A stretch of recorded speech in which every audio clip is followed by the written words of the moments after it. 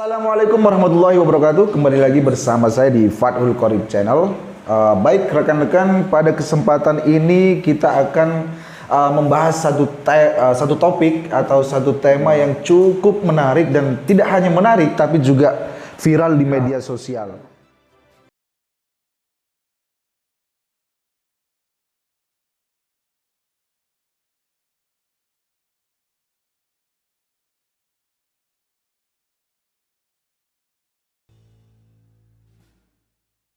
Berarti gini, saya kalau boleh saya menyimpulkan ada dua narasi atau ada dua narasumber gitu ya, yang mana datang dari pihak kuasa hukum dari tersangka tersebut dan dari kepolisian. Pihak tersangka mengatakan melalui kuasa hukumnya bahwa kemudian ada indikasi atau ada dugaan pemerasan yang dilakukan oleh oknum polisi sebesar 35 juta tersebut. Tapi di sisi lain, melalui keterangan yang dilakukan oleh pihak kepolisian, dia mengatakan bahwa tidak ada, ya kan? Ini murni kasus hukum, gitu. Nah, oke, yang penting kita sudah sama-sama paham sama duduk persoalannya. Sekarang kita mencoba untuk mengkaji, ya toh, dari perspektif hukum, gitu. Nah, kalau kemudian dengan kejadian yang seperti ini, Pak Faisal, gitu, bagaimana menurut sampean gitu dari aspek hukum, ya kan? Mohon maaf, saya ralat dari aspek hukum pidana. Nanti kan kalau hukum itu kan cakupannya luas gitu. Persangkaan awal yang dilakukan polisi kan menjatuhkan tersangka ini 362 kita beredari dulu itu pasarnya. Saya juga sedikit lupa kan. Ya, 362 itu tentang pencurian. Tapi kalau kurang lebih kan barang siapa dengan sengaja melawan hukum untuk menguasai barang sebagian atau seluruhnya yang yang kemilikan atau orang lain itu diancam dengan pidana bla bla bla, itu saya lupa itu. Ya, 5 tahun. Terus kan barang siapa di sini ini orang subjeknya. Barang siapa berarti oke, kalau kasus ini berarti si Pak Sutri itu kan, barang siapa dengan sengaja. Ini dengan sengaja kan masuk ke mensrea. Dengan sengaja ini subjektivitas yang hanya dia dan Tuhan yang tahu. Apakah sengaja, tidak sengaja atau gimana, itu hanya dia yang tahu. Siap. Melawan hukum, berarti melawan hukum ini artinya perbuatan ini itu sudah diatur undang-undang dan perbuatan dilarang, dianggap sebagai perbuatan yang tercela. Nah, perbuatan tercela apa? Pertama, apakah menemukan barang di tempat umum itu termasuk perbuatan yang tercela atau yang dilarang oleh undang. Lalu apa dari unsur itu? Lalu apa yang ingin disampaikan oleh dari Pak unsur Faisal? itu, dari melihat kronologis, berarti kan janggalnya ada dua. Yang pertama itu di bagian unsur melawan hukum, dengan sengaja melawan hukum. Yang terakhir barang milik orang lain itu. Barang milik orang lain. Unsur melawan hukum di sini, apakah dia menemukan itu sudah termasuk melawan hukum atau tidak? Kan gitu. Siap. Berarti yang saya tangkap di sini, Bang Faisal, apakah ingin mengatakan ini terkesan dipaksakan gitu oleh pihak penegak hukum? Jika dengan catatan, ya kan, jika apa yang disampaikan kuasa hukum tersangka tersebut benar, bahwa kemudian kliennya memang menemukan barang itu seperti apa yang telah beredar di media-media massa, kan seperti itu, ya kan? Jika memang benar bahwa barang tersebut nemu, ya toh. Terus dari Pak Sigit gimana? Jadi mungkin di sini gini yang menemukan HP itu ada niatan baik. Dia di sini kan mungkin dia mau mengambil HP-nya dulu, nanti setelah ada telepon dari yang punya HP terus dia mau mengembalikan, kan kita nggak tahu. Itu apa yang dimaksud oleh Pak Faisal tadi, bahwa itu adalah niat batin, ya toh, atau keadaan jiwa seseorang. Oleh karenanya kata-kata mungkin itulah yang kemudian tepat untuk dijadikan sebuah justifikasi gitu, ya kan, atau penilaian kepada seseorang. Karena keadaan batin mungkin iya, mungkin enggak gitu. Mungkin dia punya niat baik atau mungkin dia punya niat buruk. Semuanya nanti bisa dibuktikan dalam proses ini gitu. Nah, terlepas dari nanti proses peradilannya bagaimana, pembuktiannya bagaimana, saya ingin sedikit menjelaskan tentang niat batin tadi itu. Kalau saya mengacu pada pendapat ahli gitu, ahli hukum R. Susilo ya toh, juga Sianturi ya toh, sebenarnya peristiwa ini sudah dibahas gitu loh. Peristiwa yang serupa yang terjadi hari ini itu sudah dibahas dalam buku-buku beliau gitu.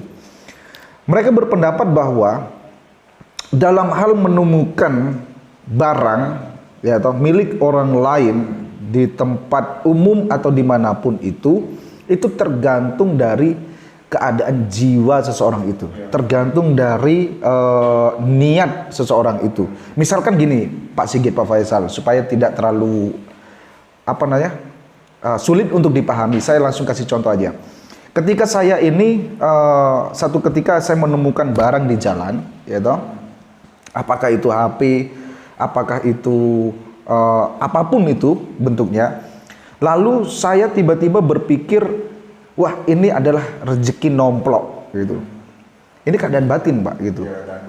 Ini mensrea Pak gitu. Nah, ketika saya mengatakan ini dalam hati kecil atau pikiran saya ini adalah rezeki nomplok, maka di situ terpenuhilah unsur untuk memiliki barang itu gitu loh. Baik itu sebagian atau keseluruhan. Nah, kalau kemudian kita ambil barang ini, lalu kita jual, ya toh, lalu kita kuasai, ya toh, sebagai bentuk rezeki menurut kita. Nah, itu menurut S.R. Sianturi dan R. Susilo terpenuhilah unsur tindak pidana sebagaimana yang dirumuskan di dalam pasal 362 Kitab Undang-Undang Hukum Pidana tentang pencurian. Berbeda halnya ketika saya menemukan barang, lalu saya berpikir bahwa kemudian saya harus mengembalikan barang ini gitu. Seketika itu saya berpikir bahwa kemudian saya harus mengembalikan barang ini. Nah, ketika saya ambil lalu saya lapor ke Polsek kah atau ke Polres kah, saya titipkan karena di sana yang bisa dipertanggungjawabkan nanti kan gitu toh. Pasti kan kita dapat tanda terima. Nah, di situ kita lepas gitu dari konteks rumusan pasal 362. Bahkan katanya R. Susilo mengatakan bahwa pencurian, peristiwa yang seperti itu sangat sukar untuk dibedakan antara pencurian dan penggelapan gitu. Kalau penggelapan kayak gini Pak, katanya R. Susilo dalam bukunya itu. Pada saat saya menemukan barang, pada waktu itu saya berpikir bahwa kemudian saya ingin mengembalikan.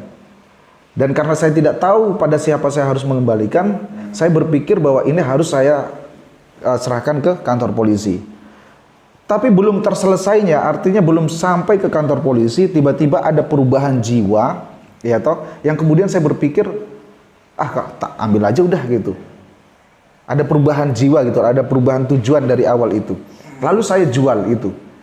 Ini bukan lagi masuk pada 362 Kitab Undang-Undang Hukum Pidana, melainkan katanya R. Susilo masuk pada 372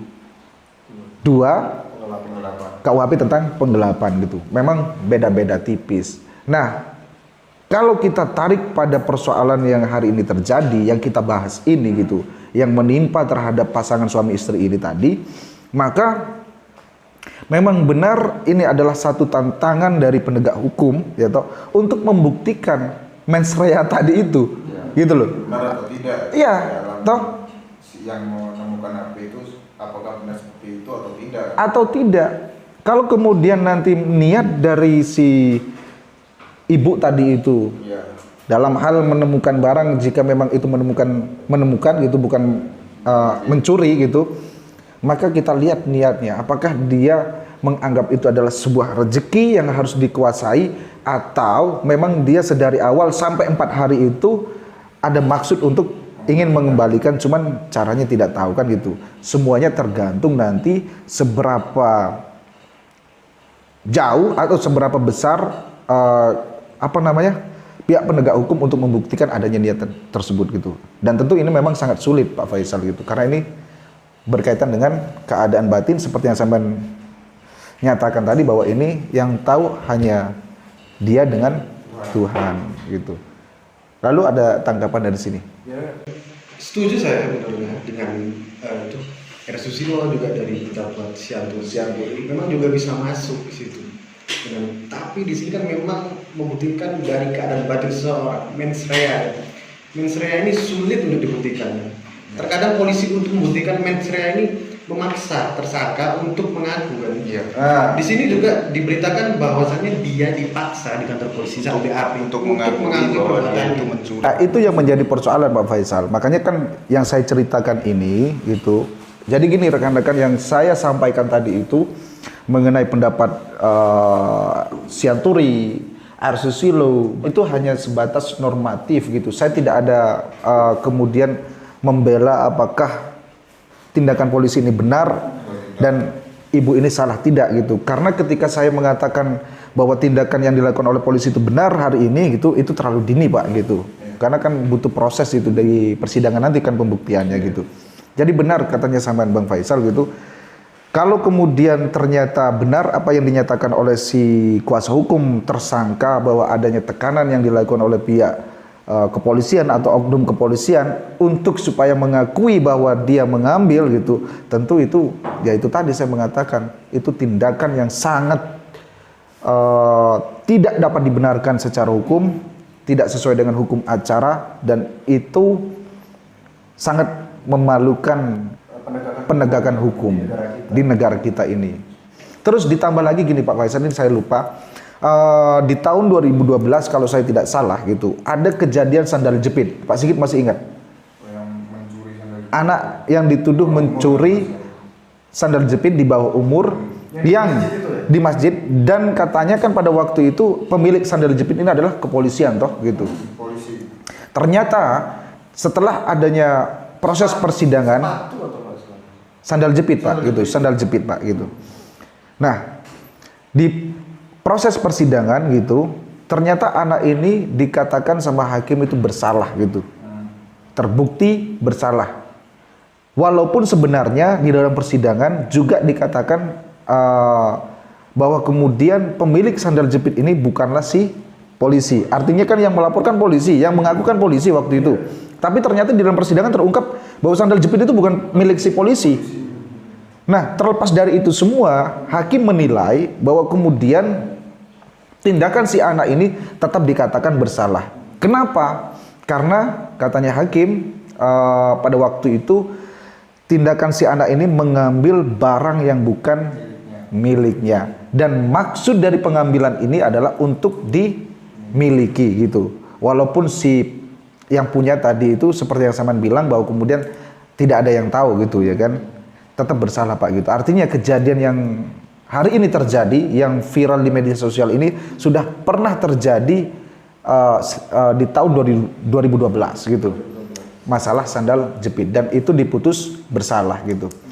Jadi gini Pak Faisal, Pak Sigit, terlepas dari itu semua nanti kan yang menilai semua kembali kepada masyarakat gitu ya kan. Tentu kita harus mengawal kasus ini supaya tidak ada terjadi penyimpangan hukum, supaya penegak hukum dapat menjalankan tugasnya due process of law gitu ya kan. Jangan sampai abuse of power gitu, apalagi sampai apa yang dituduhkan oleh si kuasa hukum itu menjadi benar gitu. Adanya dugaan pemerasan. Wah ini Masya Allah ini gitu, sangat mencoreng nama institusi kepolisian kayak gitu. Memang barang yang disengketakan tidak terlalu besar ya. Apalagi yang disengketakan kan tidak terlalu besar gitu. Satu sisi kan di sini kan juga apa ya, nggak ada kerugian yang terlalu banyak. Iya betul. Psikis Dari formilnya kan nggak ada kerugian. Siap. Dan yang kedua yang perlu kita sampaikan kepada rekan-rekan Value Corrupt Channel atau siapapun yang yang kebetulan mampir di channel ini, kami tidak dalam rangka melakukan justifikasi atau tuduhan atau sangkaan terhadap para pihak, baik pihak kepolisian ataupun pihak tersangka. Kita tidak sedang melakukan pembelaan dan kita tidak sedang melakukan menyalahkan gitu.